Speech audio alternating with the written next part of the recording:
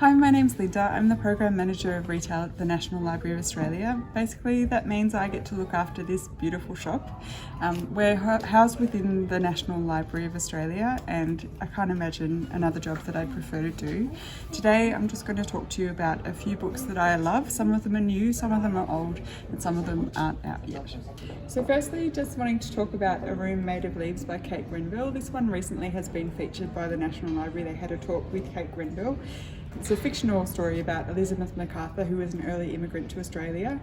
She's not having a great time in the story, but she tells it with a lot of wit and sass. She's a fascinating story. It kind of feels like Jane Austen, but a lot more meaty. Really short chapters that you can get into and keep you turning pages. So this book, The Weekend by Charlotte Wood, is quite different to her previous book, The Natural Way of Things. It's a story about a group of 5 friends, slightly older women, who go away to the coast for a weekend to deal with the death of one of their friends. They're a really varied group of women, and it's unusual in that Charlotte goes to the effort of telling the stories of these women, slightly older women, in more depth than is done in most contemporary fiction. For something more on a non-fiction line, this one, Inner Worlds and Outer Spaces by Cerridwen Dovey, is a selection of short essays looking at people who are passionate about what they do. I think in this time it's a particularly uplifting read. We don't often hear about the people that are working away to improve our lives, from people like space lawyers and people who are working on improving the conversion rate of solar panels. It's a really invigorating read, and it makes you feel more excited about how things are moving forward. So this book, The Lucky Galah by Tracy Sorensen, is a few years old, but it's an absolute favourite of mine.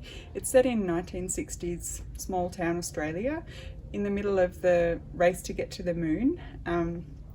In this small town, they're setting up a satellite to try and help with the efforts, but it's a very suburban, self-conscious town, being exposed to academia, all these scientists are descending upon them. My favourite thing about it is that the main character is a pet galah called Lucky, and Lucky gives you commentary about all of the characters and also has secret conversations with the satellite dish. So we do stock some books that are not Australian, particularly award-winnings or things that have sort of general themes that are relevant to Australians, and the body is something that all Australians have. Bill Bryson has brought to his book his characteristic knowledge and wit.